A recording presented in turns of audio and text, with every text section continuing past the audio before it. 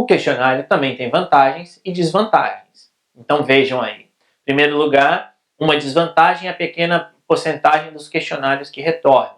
De repente se for impresso, você envia para 1000 pessoas e você vai receber de volta 100 respostas, por exemplo, isso pode ser problemático para o seu trabalho. Pode haver um grande número de perguntas sem respostas. No caso de formulários online, você pode ali colocar um pré-requisito para que seja obrigatória a resposta, né? E aí a pessoa não consegue avançar no questionário sem responder as perguntas, mas no caso de questionários impressos, eventualmente isso pode ser um problema. Não pode ser aplicado a pessoas analfabetas, é claro. Existe a impossibilidade de ajudar um informante em questões mal compreendidas, porque você não está ali presente para responder ou para explicar o que você quer dizer. A dificuldade de compreensão por parte do informante leva a uma uniformidade aparente. E o que quer dizer isso aqui? Imagine que você envia um questionário e aí a pessoa tem lá, vamos supor, 15 perguntas.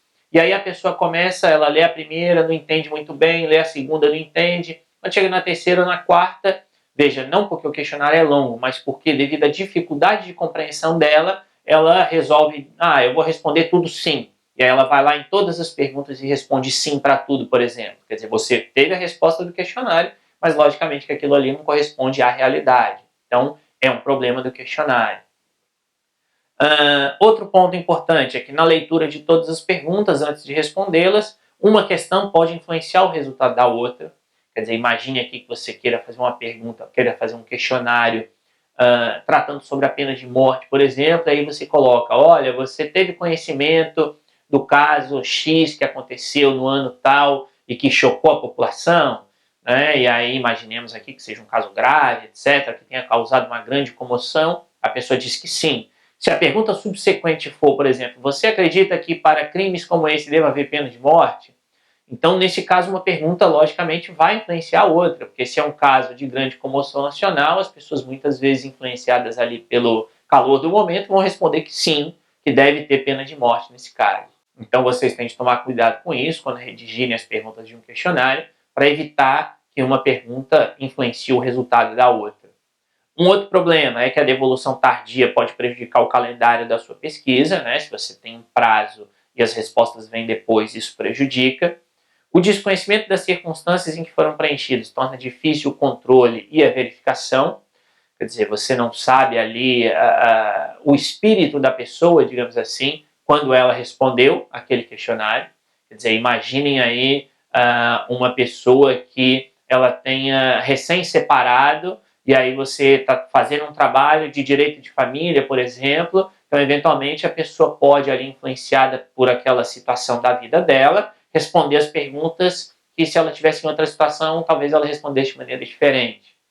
E nem sempre é escolhido quem responde ao questionário, né? Ou seja, você, por exemplo, envia um questionário para alguém, né? E aí supõe-se aí que seja para o pai ou para a mãe, por exemplo, e aí o pai e a mãe não querem responder, entregam um questionário para o filho, diz para o filho, vai brincar e responde aquele questionário. Aí eles mandam de volta para você, quer dizer, na verdade ali não foi a pesquisa, o seu questionário não foi respondido por quem você esperava que fosse. Então, essas são algumas desvantagens do questionário que você precisa pesar aí no seu trabalho acadêmico. Por outro lado, o questionário tem inúmeras vantagens. Então, vejam aí, economiza tempo, né? Já que você manda aí, em tese, ali a pessoa vai responder com rapidez, atinge o maior número de pessoas simultaneamente, para trabalhos quantitativos isso é crucial, abrange uma área geográfica muito mais ampla, porque, por exemplo, eu posso montar um questionário online e enviar para pessoas do Brasil inteiro, por exemplo, responderem, economiza pessoal, tanto em treinamento quanto em trabalho de campo, obtém respostas mais rápidas e mais precisas, possui maior liberdade nas respostas, já que os questionários geralmente são anônimos, então existe uma probabilidade da pessoa responder dizendo a verdade, digamos assim. Há mais segurança pelo fato das respostas não serem identificadas. Existe menos risco de distorção pela não influência do pesquisador, ou seja, você não está ali cara a cara com, no caso, né, comparando com uma entrevista. Na entrevista você está ali cara a cara com o entrevistado e de repente ele pode se sentir constrangido e, como eu disse antes, ele responde de uma maneira politicamente correta, enquanto que aqui no questionário não. Existe mais tempo para responder e na hora mais favorável, quer dizer, nada impede que uma pessoa responda ao questionário 5 horas da manhã, se ela quiser.